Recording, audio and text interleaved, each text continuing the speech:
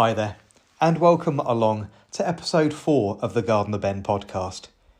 To begin with, I'd like to ask you to bear with me and just give me a little bit of time as I work these things out. The editing process behind the podcast is for me very challenging. After all, I am a practical gardener and don't really like to spend huge amounts of time sat in front of my phone or in front of a computer. So this podcast has the potential to become a little messy, so please bear with me. We are, however, today joined by my first invited guest, and I'm really excited to share some clips with you from Jeff, known as the Rose Dude. He's operating across Instagram, TikTok and YouTube, and I suggest wherever possible you head to his channels and give him a little bit of a follow. But before we have a little bit of a chat with Jeff, I'd like to answer a YouTube question that was received last week. And it was about keeping pesky squirrels off of your spring and autumn bulbs. Last week's podcast has a small feature focused around planting spring and winter containers, which I like to pack with bulbs. Many of you are following the horticultural guidelines and planting your bulbs 4 times their actual depth. In truth, you can get away with planting a bulb much deeper than that. And if you have a problem with a squirrel in your garden digging up your tulips, crocuses and even your daffodils and using them as tasty snacks during the winter, my advice to you is to plant your bulbs this season a little deeper. You can actually plant up to 6 or 7 times the depth of the actual bulb, meaning a daffodil bulb can also normally be tucked around 6 to 8 inches into the soil. Squirrels have a really keen sense of smell and can normally smell bulbs that are planted far too close to the surface. So if you have a repeat offender in your garden that's digging up and eating your bulbs, you can make sure that you plant them a little bit deeper next time. You can also cover the top of the soil in horticultural grit, crushed shell or eggshell. This takes away the smell. Or you can opt to cover up your pots either with a lattice of broken up small twigs or a cage of chicken wire, which can be unsightly, but does keep the pesky squirrels off just long enough for the bulbs to actually start growing and root. After this point, the squirrels generally aren't particularly interested. If you have a question you'd like to answer about a subject we've already talked about on the podcast, please feel free to leave me a comment below this one. Or join me on any one of my social media channels, where you'll find me using the same handle, _Gardener Ben. Comment on any one of my videos on Instagram, YouTube or TikTok, and I'll endeavour to answer your question for you. Right, without any further ado, I can't put the editing off any longer. Let's have a catch up with the Rose Dude. So Jeff, tell us a little bit about yourself and what is it that you do?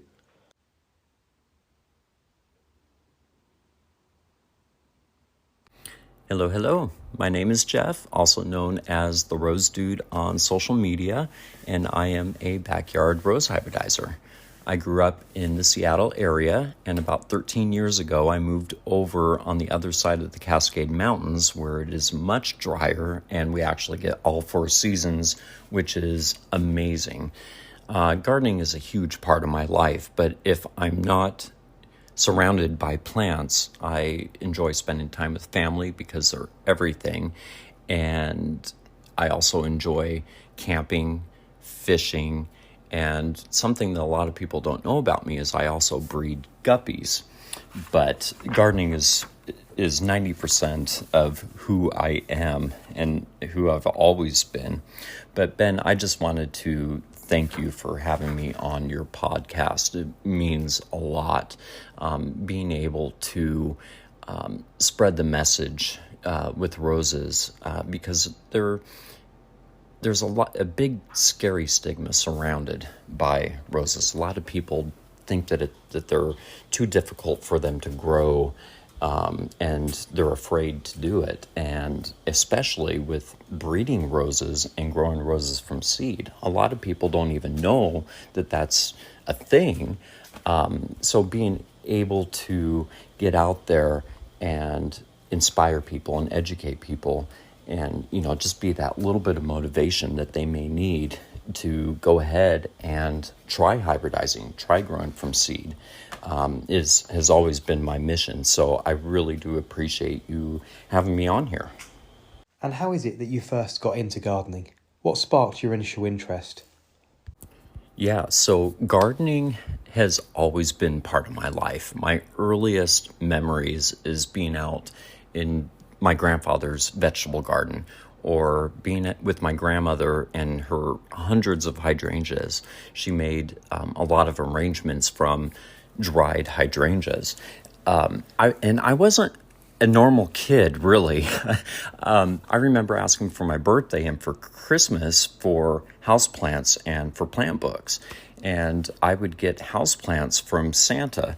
So it was no surprise that by the time I got into high school, I took the horticulture classes there.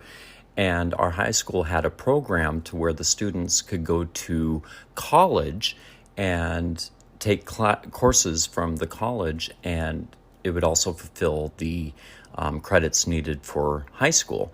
And I was lucky enough to where our community college had an incredible horticulture program. So I took so many classes from there. But there was a consulting rosarian where she reached out to one of my instructors and asked if any of the students would be interested in helping her out with her roses in her garden. So I, of course, took that offer up, and I quickly fell in love with roses. It was love at first sight. And she took me under her wing and taught me so much, introduced me to so many wonderful, knowledgeable people. And I exhibited roses. I went to Rose Society meetings, and it's just has catapulted me into the wonderful world of roses. Isn't it funny? Your story is very common in the gardening world and very much like my own. My grandparents were instrumental in getting me into the horticultural world as well. And one of my youngest memories is of my grandmother also cutting and tending her roses in her garden. So it's really interesting to hear that your childhood was very much like mine. I also attended horticultural and environmental classes after school and had a huge passion for growing at a very, very young age. And as many may remember from the first introduction episode, as a child I was probably a little bit of an oddball too, asking my parents for a greenhouse, piles of rock and a pond for many a birthday and Christmas present. I was never happier when I was a child than I was actually out in the garden. And I remember very distinctively wearing a pair of steel toe-capped fireman's welly boots, which were my uncle's. I wore them absolutely everywhere, and on my tiny little frame they were absolutely enormous. They must have been a size 9 or 10, and I can only have been out 7 myself, so they were absolutely enormous. But I wore them absolutely everywhere in the garden for years and years until they fell apart. So it's really funny that your story could be so similar to my own, of how I ended up in the gardening community as well. I also wanted to know from Jeff that his multimedia platforms focus his attention on the hybridisation and creating of new rose varieties, teaching his followers how to cross-pollinate and, of course, harvest and sow the seeds that he grows in his garden. I wanted to know how he got interested in this subject and whether this passion came from simply growing roses or somewhere else. Yeah, so I think my interest in hybridizing roses came as almost as early as my passion for growing roses. My rose mentor, when she would take me out, she introduced me to a couple of rose breeders, and I was just instantly intrigued by it, knowing that the breeders are responsible for all these wonderful varieties that are out there. And that was something that I knew that I wanted to do. But I fell into that trap of lack of self-confidence, fear. I would look at articles, I would watch videos on how to do it, and it seemed like everybody was doing something a little bit different, and it just really added to the confusion, and it prevented me from even trying to hybridize roses for a really long time, for almost 20 years. But I finally took that leap of faith, and I just gave myself a really low bar. I just wanted to have one seed that grew. And after that first year, I ended up with 100 seedlings. So I knew that it was quite a bit easier than what I had thought that it would be.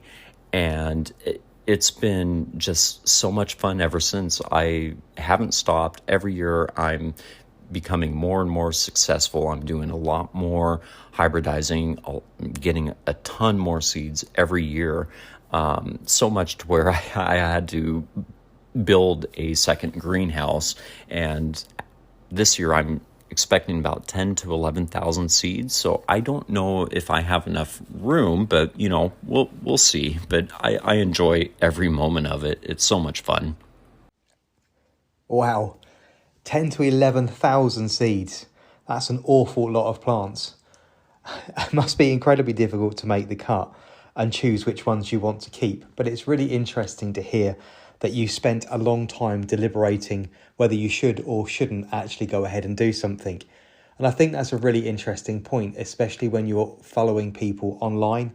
You might be reading blogs or watching videos on YouTube. A lot of people like to make the things that we do incredibly complicated. And when the videos are overly edited, layered with lots of backing music and rolling banners and cutaways, it can often make them seem a little bit extreme, a little bit unachievable and far, far too complicated. So I'm really glad that you made the leap into doing it and you've received so much success. I've actually seen your setup in the greenhouse and it really is most impressive. I'm not entirely sure I'd have the heart to make the cut as you do, to choose which varieties to keep and which ones to get rid of. I'm a terrible hoarder of plants and I often think, oh goodness, I've got far, far too many of something. Maybe I should consider giving that away to a friend or family member.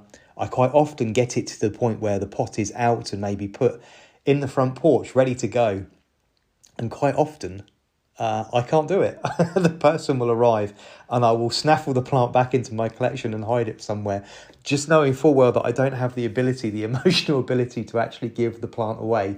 When I know I really should, because I have more than enough and the capability of growing lots and lots more plants, but I do tend to hoard them a little.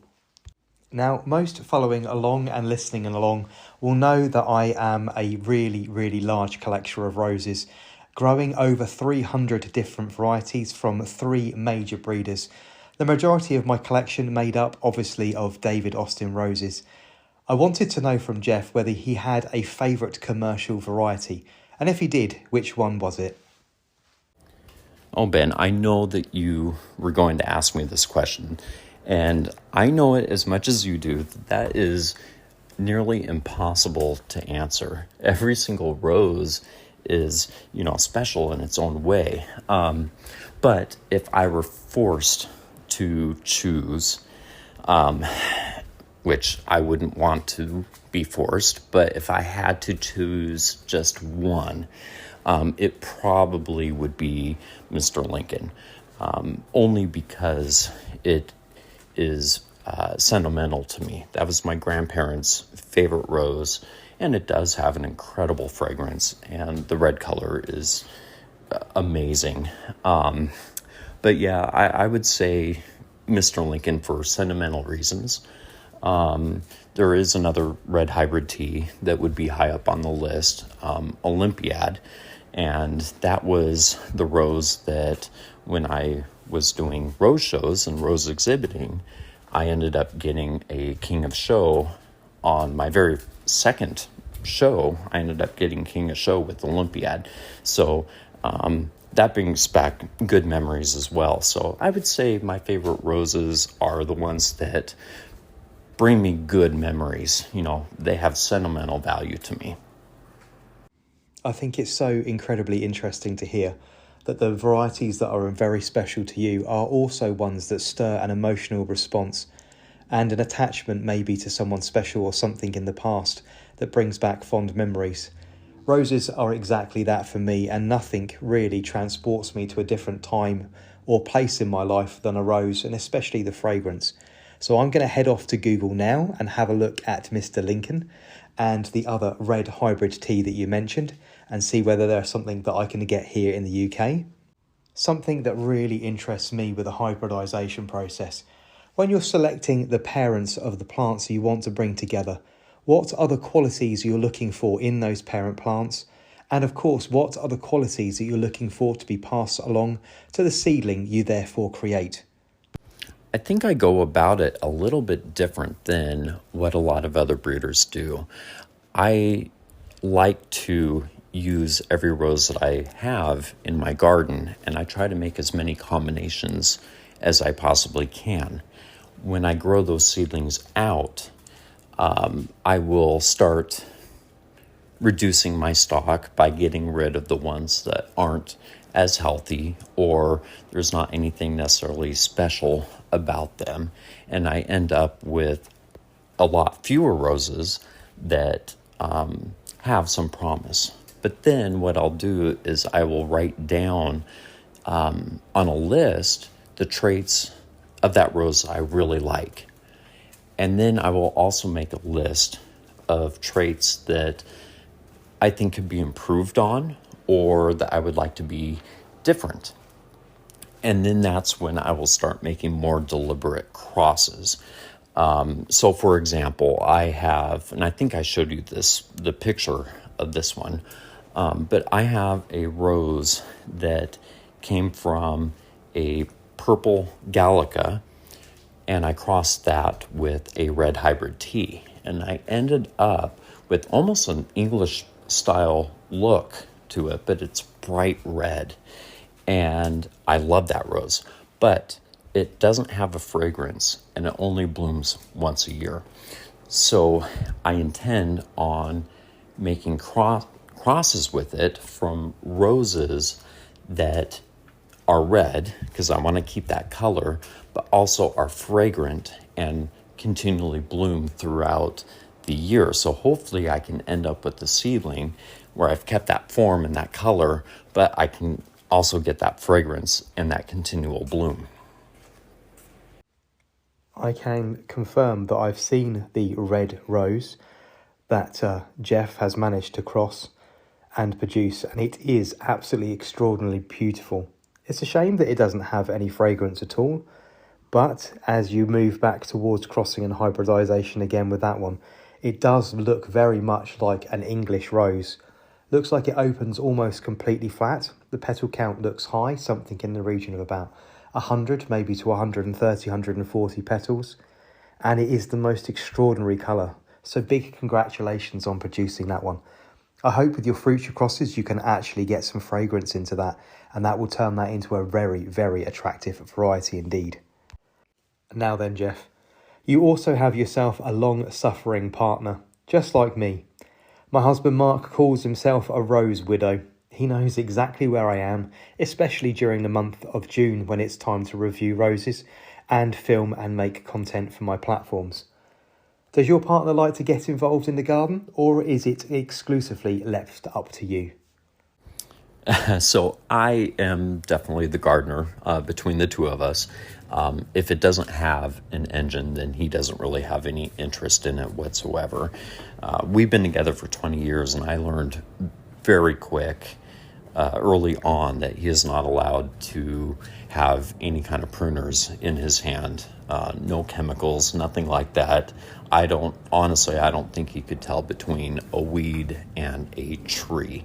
But it works out because gardeners, we always run into that problem of not having enough garden space. And I couldn't imagine with both of us being plant fanatics, how that would work out. I could just see the arguments already happening in my head. So no, I'm definitely the gardener.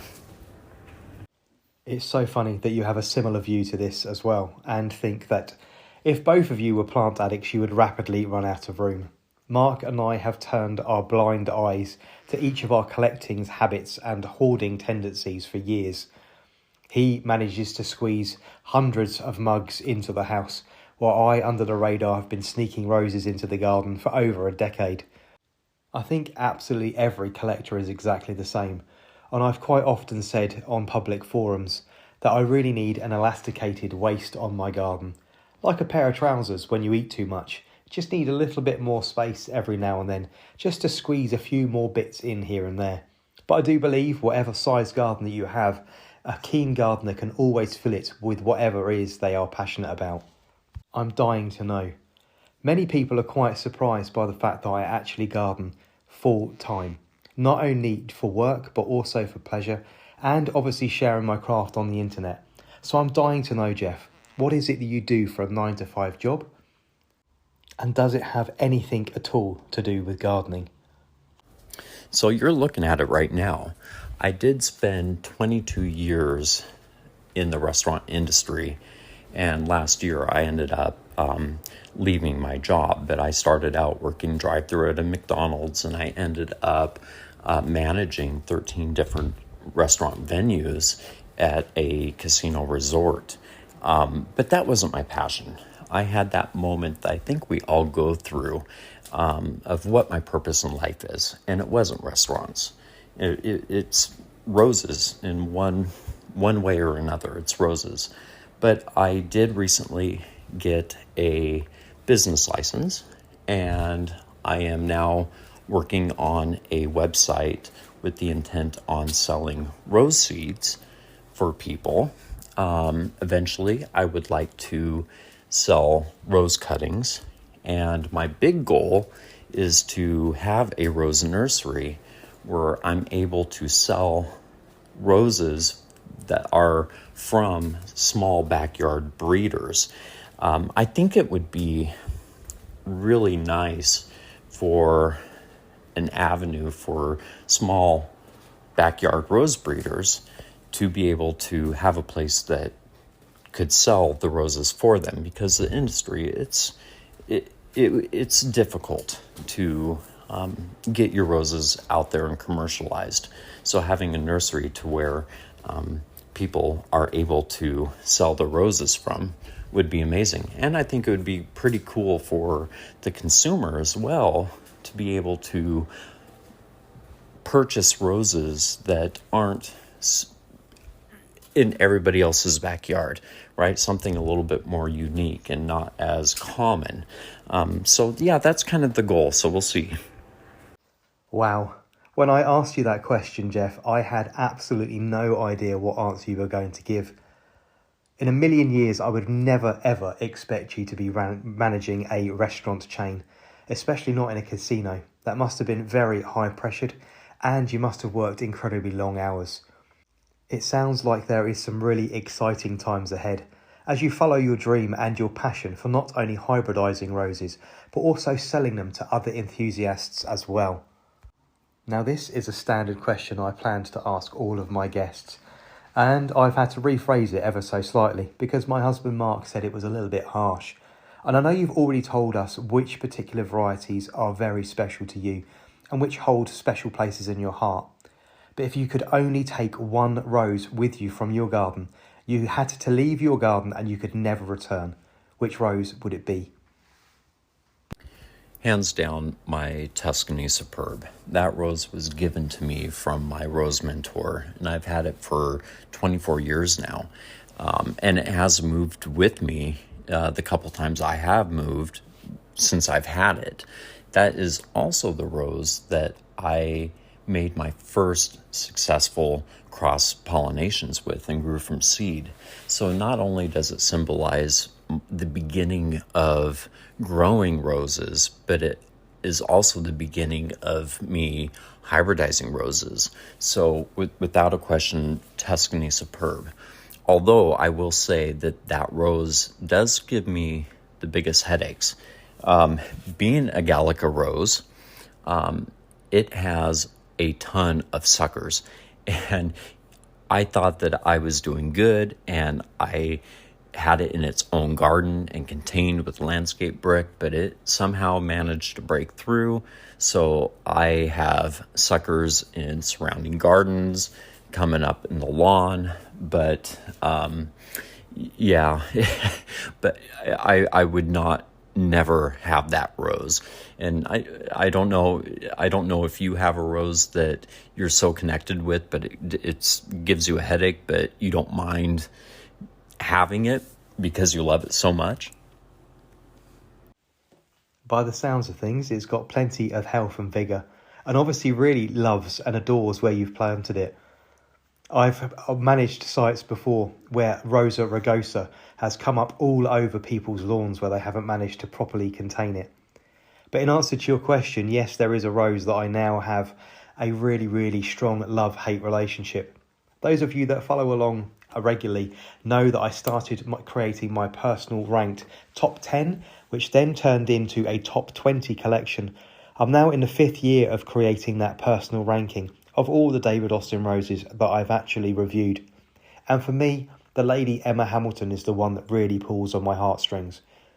In recent weeks, I've had to remove my original plant. It's actually failed, and over a period of about 12 to 18 months, it's failed to really produce any flowers whatsoever. Being my favourite, it was occupying a really important part of the garden, a high traffic area up against a low retaining wall where you could get really up close and personal with its beautiful orange and burnt orange flowers. Unfortunately, it's now become really quite unsightly, and in 2024 failed to bloom more than about 2 or 3 flowers in one go. So I made the really hard decision a couple of weeks ago that it had to leave. I've dug it up and have started preparing the ground for a new addition to my rose collection. Luckily enough, the Lady Emma Hamilton is actually discontinued here in the UK, and you can no longer get it directly from David Austin Roses. However, I liked the rose so much that I actually have 2 of them, so I have another much younger plant tucked away where nobody else knows it. You, like myself, are now creating media across multiple platforms. Do you find media creation difficult, and how do you navigate the online world? Because it sometimes can be very challenging. Oh, yes, it is so hard.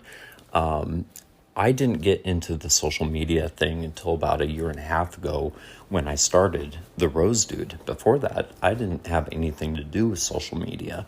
And trying to figure out what content to make and, even what I say and what words I type in and the hashtags, that determines who the videos are reached out to, and it's a science, and I'm still struggling to try to learn how to navigate through that. I'm not one where I'm going for as many followers as possible, but rather trying to reach the people that I'm trying to reach out to. That's what's important to me. But I think my biggest struggle is I'm not a great public speaker. And every single time I hit record on my phone, I instantly freeze up.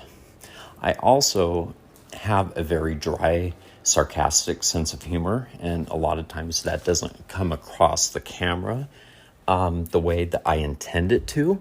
So I'm still struggling with that. And believe it or not, I'm a very shy person, really. So it's just crazy to think that, I'm recording myself and posting it online for, all these people to see. It's crazy, but it's a constant learning curve for me, and algorithms change all the time. So just trying to keep up with that is a full-time job in itself. I think you've been incredibly hard on yourself there. And I know you didn't ask me for any advice, but I think you're doing an absolutely excellent job. And if I can offer you any pointers whatsoever from someone who never really looked to amass a large following anywhere, I just wanted also, like yourself, to share my passion and for the beauty of the world that I see around me on a day-to-day basis, being out in the natural world all day, every day. Lean in to being you. Be authentically you, and don't worry about it. You don't look to me as if you freeze when you're in front of the camera. You look incredibly natural. I'm also one of these people that is not particularly confident in social circles, and I tend to shy away from crowded spaces and groups of people. So again, for me to be able to share things online is a really, really nice thing to do, and a way of engaging and connecting with other people.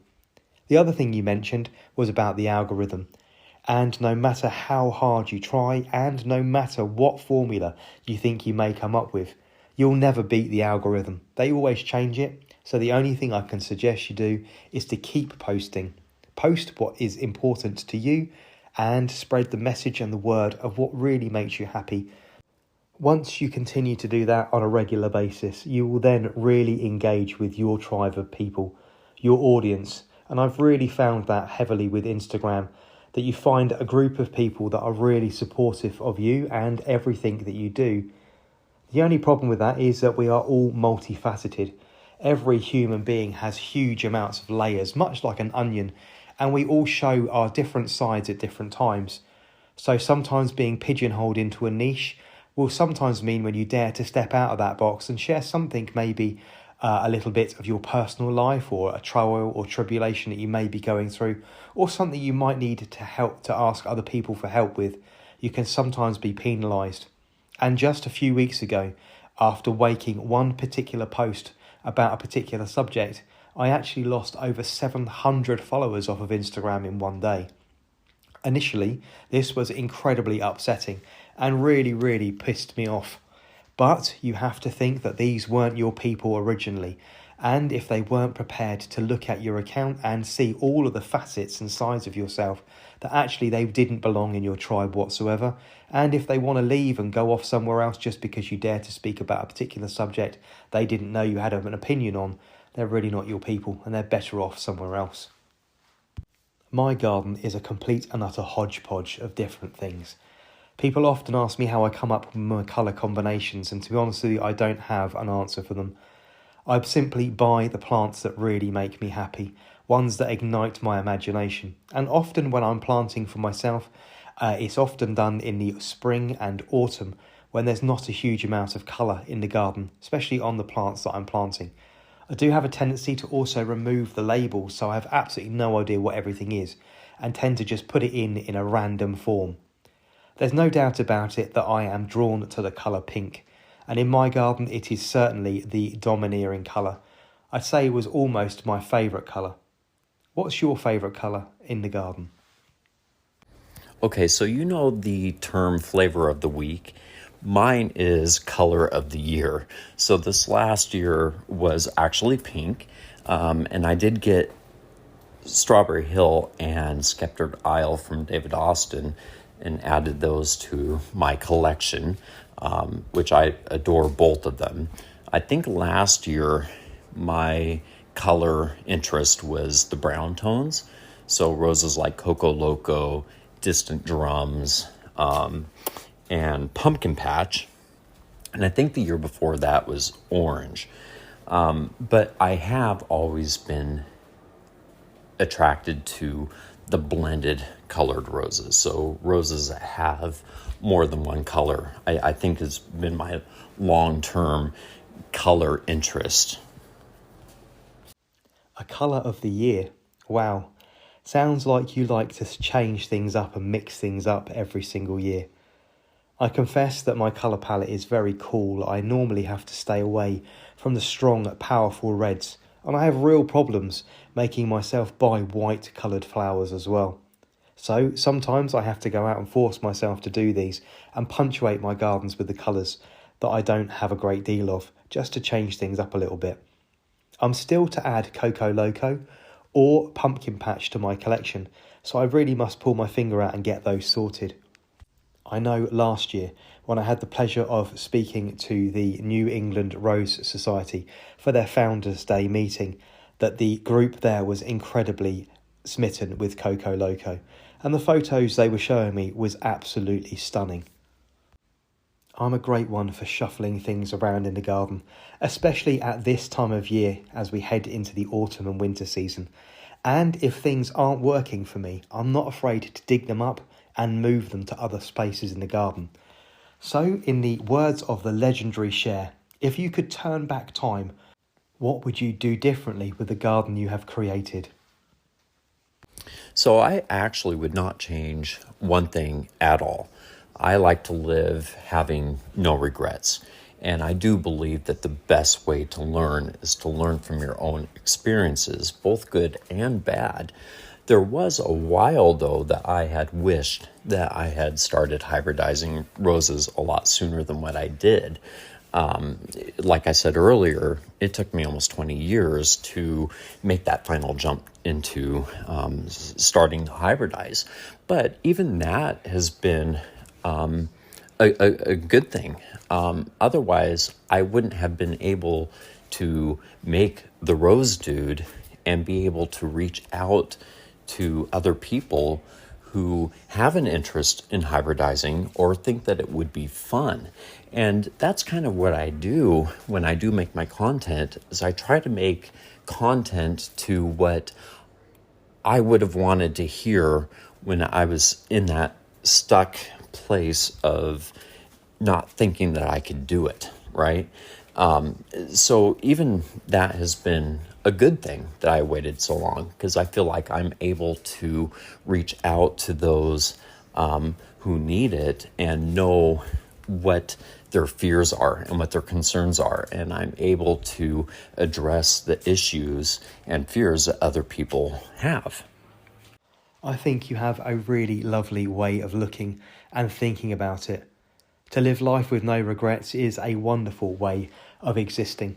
It's taken me quite some time to come round to that way of thinking, and if I'm honest, it's been my husband Mark who's been fundamental in changing my mindset with regards to that.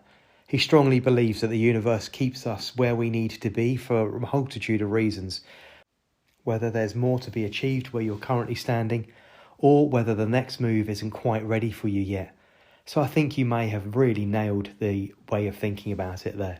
I believe you might have a question or two for me, Jeff. So as a backyard hybridizer, I like to try to spark interest in people breeding their own roses. So what I would like to know, Ben, is what 2 roses would you like to cross hybridize, and what do you think that the result would be? Oh, that's not fair. You can't ask me that question. I'm so indecisive with these things. It takes me weeks to decide on my top 20 and my best of collections. But I suppose I would have to take a rose, maybe a rambler, something large like Bobby James, and actually make sure that it could flower again and again and again.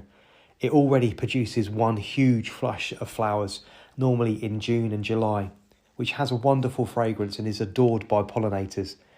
This show of flowers then stops in July, August and September, and the plant produces amazing hips all the way through to December.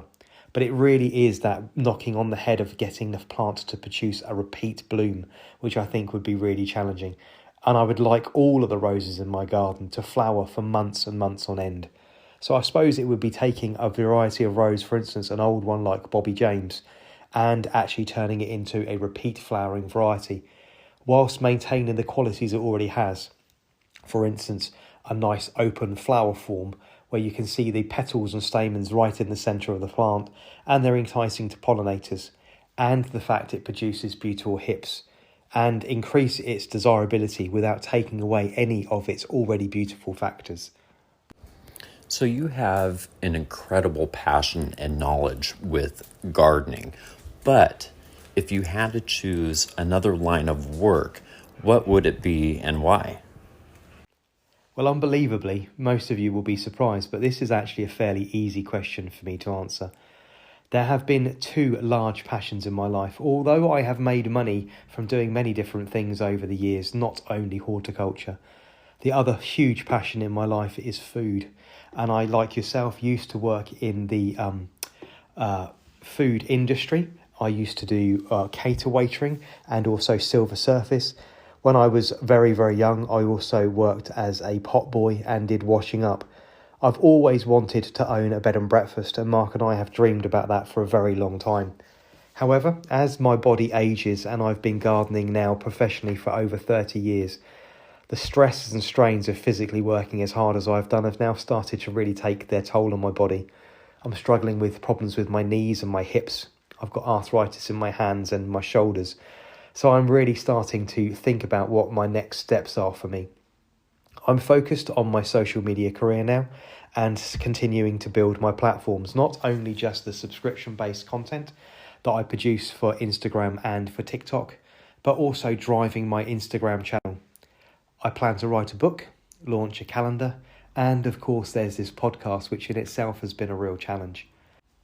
Jeff, I simply cannot thank you enough for being my first invited guest here on the Garden the Ben podcast and being so easy to deal with behind the scenes.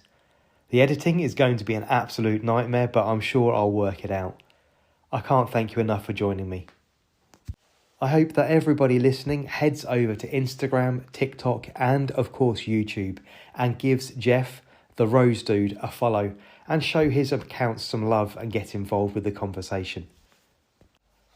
Next week on the Gardener Ben podcast, we're going to be talking about roses once again. Bare root rose season is here, and your brand new purchases will be winging their way to you from whichever rose supplier you've chosen to order from probably the first week of November. I'm going to be talking to you at length about how you should handle, unpackage, rehydrate, plant and prepare, and more importantly, care for your brand new roses. Many of you that are new to roses will be very surprised when your bare root roses arrive and there's no soil and you've got about 3 or 4 sticks from above ground and a collection of really wiry looking roots. But I assure you these roses will establish themselves just as quickly as a potted specimen, get themselves settled and be flowering away quite happily in just a matter of 4 or 5 months. So join me next week for episode 5 of the Gardener podcast. And remember, if there's something you'd like to know, don't hesitate to leave me a comment and follow along on other social media channels. You'll find me using the handle _GardenerBen on Instagram, TikTok and YouTube. I'll see you all again very soon, and happy gardening.